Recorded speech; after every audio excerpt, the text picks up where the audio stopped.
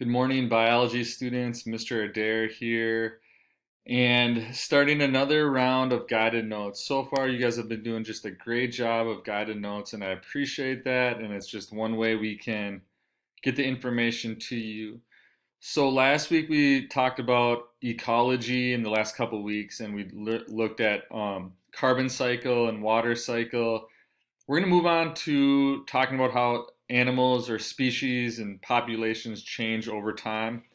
And today's guided notes will be just kind of the very basics, and we'll get into more of it later. So, right now, you can pause the video, open up your variation guided notes in Notability so you can fill them out and submit them for your class points. And I'll let you do that right now. All right. So, the first thing I want to talk about is go through some vocab words with you. And we've talked a little bit about this in class. So, on slide number 2, this is corresponding to your first guided notes. We're going to look at the definition for what a species is. And a species is a group of organisms so similar that they can reproduce together and have fertile offspring.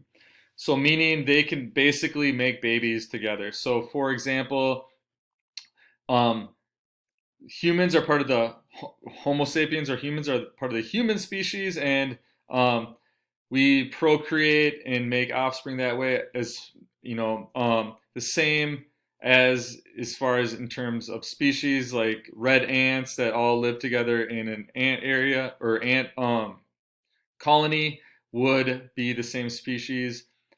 Prairie dogs, things like that. So you can list 3 examples. You can use the examples I gave you, or you can think of your own to provide an example for what a species is. And if you need to pause the video, you can do that now, but I'm going to move on. Slide 3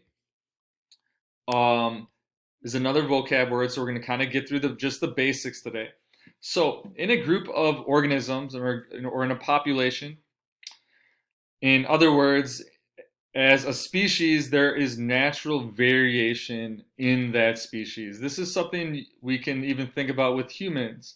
If you think about all of your classmates, and let's say we recorded the size of everyone's shoe size in class, there'd be variation. There would be differences. Some people would have small feet, some people would have medium-sized feet, some people would have large feet. Um, the same within a population or a species of giraffe. There's going to be different traits amongst that group just by natural processes, okay? So the definition would be the difference in the physical traits of an individual from those of other individuals in the same species. So now is where you need to pause the video to fill out your guided notes. And I want you to look at the picture of giraffes and come up with 3 ways that there is variation amongst that population. And why are we talking about this right now? This probably seems very elementary, like you learned this in elementary school. You may have, but this is going to be a driving force when we talk about natural selection and how some organisms survive in a population better than other organisms. And we'll get to that next week. Slide number 4, population, another basic vocab word that I just think it's worth talking about so you're educated when it comes to these sorts of things. A population is just all of the individuals of the same species that live in an area. And we learned about this when we did ecology, so this should be just a review. Population, we could talk, for instance, the population of all humans on Earth, which is close to 8 billion humans on Earth. Or we can talk about a smaller scale, the population of humans in St. Paul, Minnesota, or the population of students at Como Park. We can decide what size or area we want to look at for that population.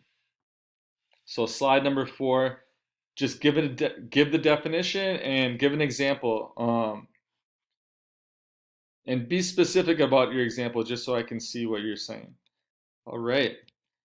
So again, the basics. Now we're getting into a little bit more of the particulars when it comes to talking about how species and populations change.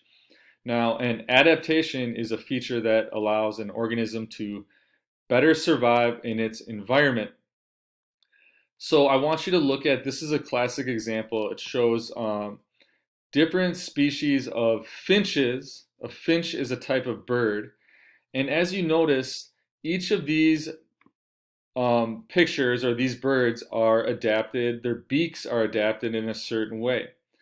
So for example, the vegetarian tree finch on the lower left eats mostly fruit, and it has a kind of a parrot-like bill, its beak, so it is ideal for eating fruit and getting into that. Whereas if you notice, the cactus groundfinch towards the top has a long pointy beak. That finch is actually adapted to get into cactus plants and eat the cactus. Now, if you know about cactus plants, they've got long spikes. So having that longer beak allows that finch to get food a different way than the vegetarian tree finch. Um, if you notice the insect eaters, they've got maybe a little bit more um, grasping type of bills, so they can pick up insects. And the seed eaters on the right have large, strong beaks or bills used to crush open shells so they can eat the seeds. So adaptations are differences um, in organisms that allow them to survive, essentially. And adaptations are based on the environment that they live in. So a population or a species is going to be adapted to the environment it lives in. Now, you guys all know Larry the gecko that we have in class. Larry's at my house right now. Larry the gecko, its native habitat is in like the Middle East, like Afghanistan area, and it likes to live in sand and crawl into little rock caves. At night it gets really cold, so it has to huddle up. It eats little insects on stuff like that on the ground. That's why in Larry's terrarium in our classroom we have sand. I've got heating pads. We give Larry crickets or mealworms to eat. Now, if we let Larry out in a totally different environment, let's say like the winter in Minnesota to be extreme, would Larry survive? No, because Larry would not be adapted to that environment. So adaptation is based on the environment, and that interrelation we're going to talk about more later. So can an individual organism adapt in its own lifetime? Now I want you to think about this like, can the beaks of these finches actually change in its own lifetime? So think about this for a minute. If you really think about it, the physical structure of the beak can't like change shape in one lifetime. Adaptations take generations to happen. They take a long time. Now, the word adaptation is used kind of loosely sometimes. So for example, um, the basketball team adapted to its opponent by putting in a full court press. Now, that's not a true adaptation when we come like think about biology. That is like a change to change to the setting in that example of the basketball team. But in true biology, an adaptation is a physical structure based on the environment that takes many generations to change based on if the environment changes, and natural selection, which we'll talk about natural selection next week. All right, let's look at some examples. This is a great example because who doesn't like koala bears? They're very adorable and really, really cool and interesting. Can you think about any adaptations that a koala bear may have? And I want you to just maybe write down a couple on your guided notes just so I can see what you're thinking. And there might be some that you don't know of, and maybe you do know of some.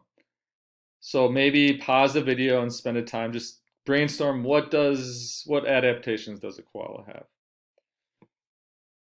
Well, maybe you put that a koala has grasping kind of like claws, hands, so it can climb trees. Maybe you put that it's a mammal and it has fur so it can stay warm at night. Or if you really know something about koalas, maybe you put that they eat eucalyptus plants, which eucalyptus plants are actually poisonous to most organisms. But the koala has adapted the ability to eat um, a eucalyptus plant. Now, why being able to digest a eucalyptus plant would be an advantage or beneficial for a koala? You can pause the video now and think about it. If other organisms die by eating eucalyptus because it's poisonous, but koalas have adapted the ability to digest that sort of plant, they don't have as much competition for food, right? Because if other organisms die, then and the koalas do not, they have all the food available, so that gives them an advantage in nature. So that is a benefit for a koala to eat the eucalyptus. Let's look at another example. Oh, this is a cool example. I actually saw one of these coral snakes in Costa Rica. Now, a scarlet king snake and a coral snake look very, very, very similar. Now, but they're different species. The crazy thing is the coral snake is very, very poisonous, and the scarlet king snake is not poisonous at all. So why do you think, what is the major adaptation for the scarlet king snake, do you think? Knowing that the coral snake is poisonous, but the scarlet king snake is not poisonous. Pause the video and you can write down your answer, or just stay tuned and I'll tell you. Now think about it. If um, other organisms are very afraid of the coral snake and they run away from coral snake because they know it's poisonous, the advantage to the scarlet king snake would be that it would have that same ability to like scare away its predators from being attacked because the predators might think that it's also a coral snake. So the harmless scarlet king snake has the same colors and patterns of the very dangerous coral snake. Predators are less likely to attack the scarlet king snake, thinking that it is a coral snake that could possibly kill them. So you can fill in that information too. And now the last example, I want you to kind of put some of the concepts we learned today all together. Now this is a picture of a star-nosed mole. It's a super weird animal. Look at the physical traits, the variations, and the adaptations that this organism has. Now I'll give you a little information about its environment. It burrows under the ground in complete darkness. That the red star-like thing on its nose is it is its nose. It's not its eyes. And what do you think those big claws are used for? So now the last slide, please, in your guided notes. I want you to put everything together. How does variation, the differences in organisms, and the environment and adaptation all connected? See if you can bring those concepts together.